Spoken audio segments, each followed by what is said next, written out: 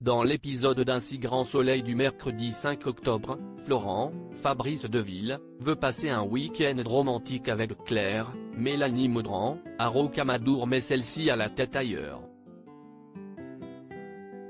Elle repense encore à ce qui s'est passé avec Hélène. Florent l'incitait à passer à autre chose. Si est ce que souhaite également Claire, mais pour cela, elle estime avoir besoin d'aide et souhaite donc consulter un psy. Au lycée, Lily, Élise Tilloloy, veut organiser une surprise pour l'anniversaire de Louis, Sylvain Bocara, vendredi. Elle demande à Kira, Colline Ramos Pinto, s'il est possible de le faire chez elle, donc la lycéenne demande la permission à Claire. Elle lui assure qu'ils feront attention et ne casseront rien. Surtout, Enzo, Teilo Azaïs, sera présent pour les surveiller. Claire ne semble pas opposée à cette idée mais préfère d'abord voir avec Florent avant de se prononcer. Persuadée qu'il se passe quelque chose entre elle et son professeur, Thaïs, Lila Guéraud, décide quant à elle de sécher le cours de philosophie afin de le faire réagir. Quand elle retourne dans les couloirs, Thaïs croise le chemin de Damien, Pierre Andro, qui s'étonne de la voir, puisqu'il pensait qu'elle était malade. Ni une ni deux, elle lui avoue avoir séché son cours et lui suggère même de lui mettre un avertissement, puisque, comme il lui a fait remarquer, elle est l'élève et lui l'enseignant. Damien est désolé de l'avoir blessée mais il est normal qu'il la reprenne sur son travail. Il lui assure n'avoir rien contre elle et vouloir la traiter comme tous les autres élèves. Mais la jeune femme lui balance qu'il sait très bien ce que n'est pas le problème, tandis que l'intéressé assure ne pas savoir de quoi elle parle. Mais leur conversation est interrompue par Eve, Emma Colberti, pour qu'il prépare la sortie au pont du Gard. Sauf que le professeur est ailleurs. Eve cherche donc à savoir ce qui le tracasse quand Fanny se joint à eux. Thaïs aide son père à faire la mise en place du restaurant lorsqu'elle reçoit un message de Damien lui proposant de se voir.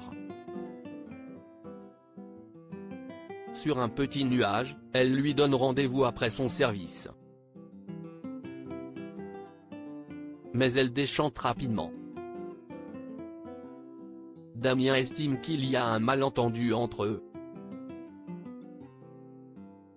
Il a le sentiment qu'elle s'est fait des idées et s'en excuse, parce qu'il n'aurait jamais dû sympathiser avec elle. Ils doivent retrouver une distance raisonnable. Pire, il affirme qu'il n'y a rien entre eux et qu'il ne se passera jamais rien.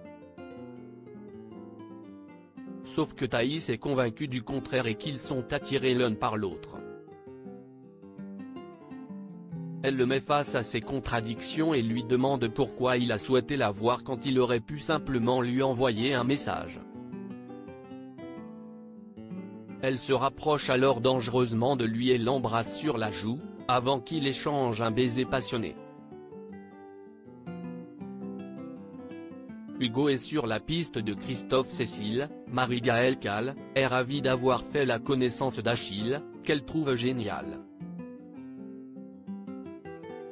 Christophe, Hubert Benhamdine, regrette de ne pas lui en avoir parlé plus tôt mais la juge a décidé de faire table rase du passé et de lui pardonner.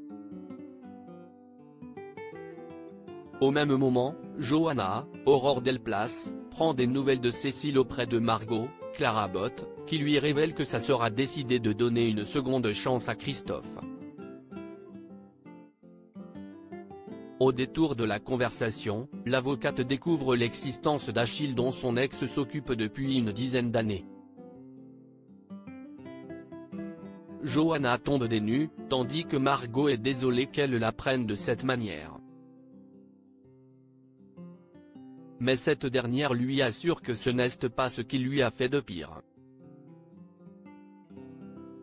De son côté, Christophe a réservé une belle surprise à Achille, 2 places pour un match de qualification pour la Coupe du monde de basket.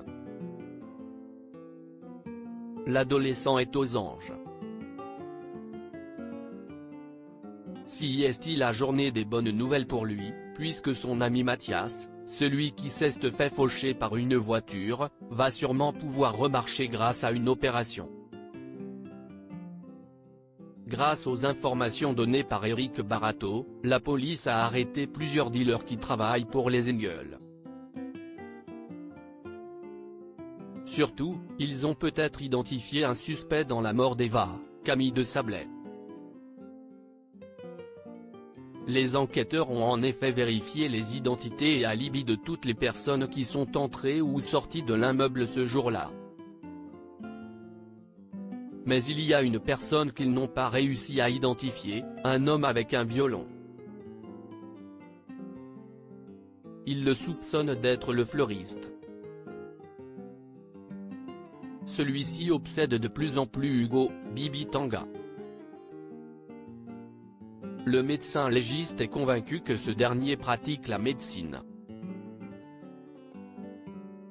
Il est organisé, méticuleux et sait brouiller les pistes. Et s'il a tué les malfrats, c'est parce qu'il n'agit pas de sa propre volonté. Il souhaite donc avoir accès au dossier des faux monnayeurs afin de trouver la pièce manquante du puzzle.